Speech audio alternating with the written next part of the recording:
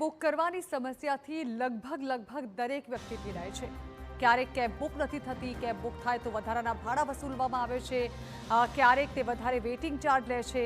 આ તમામ એટલી બધી બાબતો છે અને ક્યારેક તમને પૂછવામાં આવે કે તમારે કયા ડેસ્ટિનેશન પર ઉતરવું છે, એમને ન જવું હોય ડેસ્ટિનેશન કેન્સલ પણ કરી દેવામાં આવે। પરંતુ હવે ભારત ટેક્સી એપ જેની શરૂઆત દિલ્હીથી થવા જઈ રહી છે, જણાવીએ કે આખરે આ ભારત ટેક્સી એપ છે શું? તો બીજી એપ્સની જેમ આ પણ મોબાઈલ આધારિત કેબ બુકિંગ પ્લેટફોર્મ છે, જે તમે મોબાઈલ એપ્લિકેશન થકી તેને ઓપરેટ કરી શકશો અને ખૂબ જ ઇઝીલી તમે તેને પોતાના ફોનથી જેવી રીતે અન્ય કેબ બુક કરવા માટે ઉપયોગમાં લો છો તે રીતે આ એપ્લિકેશનને પણ ઉપયોગમાં લઈ શકશો। હાલાકી આ દિલ્હીમાં શરૂ થવા જઈ રહી છે, પરંતુ ધીરે ધીરે અન્ય શહેરોમાં અન્ય રાજ્યોમાં પણ તેની સેવા શરૂ થાય તેવી આશા જલ્દીમાં જલ્દી રાખવામાં આવી રહી છે। સાથે જ અન્ય કેબ સેવા જેવી તમે એપ્લિકેશન ડાઉનલોડ કરો છો અને તેને તમારા સ્માર્ટફોનથી ઓપરેટ કરો છો, તમારું ડેસ્ટિનેશન અને તમે જે ફેર ચૂકવો છો તે તમામ તમારા ફોનથી જ તમે ઓપરેટ કરતા હો છો, ત્યારે આ એપ્લિકેશન પણ છે તદ્દન એ જ રીતે ઉપયોગમાં લઈ શકાશે। સરેરાશ ભારતીય પ્રવાસીની જરૂરિયાતો પૂર્ણ કરવા માટે તેની રચના કરવામાં આવી છે અને સહકાર ટેક્સી કોઓપરેટિવના નેજા હેઠળ તેને શરૂ કરવામાં આવી છે અને સાથે જ તે સરકારી એપ હોવાને કારણે ઘણા બધા ફાયદા અને મુસાફરો તેમજ ડ્રાઈવર બંનેને ઓછા નુકસાન માટે તેને લોન્ચ કરવામાં આવી છે। સાથે જ વિશ્વની પ્રથમ રાષ્ટ્રીય ગતિશીલતા સહકારી તરીકે તેને ઓળખવામાં આવે છે। આ ઓળખાણ છે અને સાથે જ તે મુસાફરો અને ડ્રાઈવર બંને માટે ખૂબ જ ઓછી નુકસાનકારક સાબિત થશે, જે ડ્રાઈવરના અધિકારોની સંપૂર્ણ હિમાયત કરે છે। ડ્રાઈવર્સની કમ્પ્લેન હોય છે, તેમને ઓછું ભાડું મળે છે, વધારે વેઇટિંગ ચાર્જ નથી મળતો, પરંતુ હવે તેની પણ જે ફરિયાદો હશે તેનો પણ ઉકેલ આ એપ મારફતે આવશે।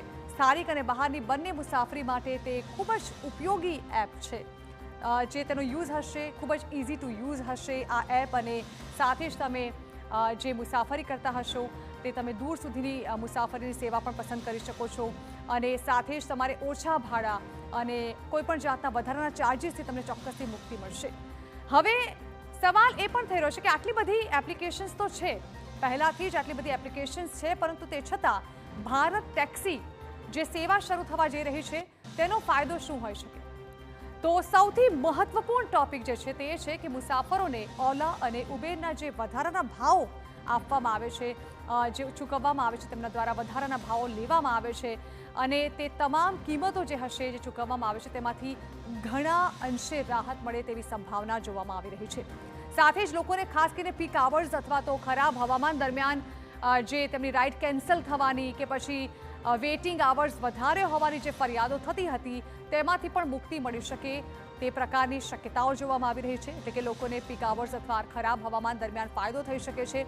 મનસ્વી ભાડા જે વધારાની સમસ્યા છે તેનાથી પણ રાહત મળવાની અપેક્ષા આ સેવામાંથી રાખવામાં આવી રહી છે, કારણ કે જે પ્રાઇવેટ એપ્લિકેશન છે, સેવા છે, તે ખૂબ જ મોટા ભાડા વસૂલે છે, જેમાંથી રાહત મળે તેવી સંભાવનાઓ છે। ભારત ટેક્સીના જે ભાડા હશે તે પૂર્વ નિર્ધારિત અને પારદર્શક હશે। તમને પહેલાથી ખબર હશે કે તમારા ડેસ્ટિનેશનનો ચાર્જ તમારે કેટલો ચૂકવવાનો છે, એના પરથી તમે તમારી નેક્સ્ટ રાઇડ જે છે તે નક્કી કરી શકશો અને આ સેવાનો તમે અધિકતમ લાભ મેળવી શકશો। અત્યારે તો રાજધાની દિલ્હીમાં આ સેવાની શરૂઆત થવા જઈ રહી છે, પરંતુ તેની સફળતા બાદ તે દેશના અન્ય રાજ્યોમાં પણ લાગુ કરવામાં આવે તેવી સંભાવનાઓ જોવામાં આવી રહી છે। જોવાનું રહેશે કે કયા કયા ફાયદાઓ જે છે તેનાથી સીધા જ મુસાફરોને ફાયદો થશે। આ સાથે જ ફિકર આપણીમાં રોકાઈશું બ્રેક માટે, પરંતુ બ્રેક બાદ અન્ય એક મહત્વના મુદ્દાની વાત।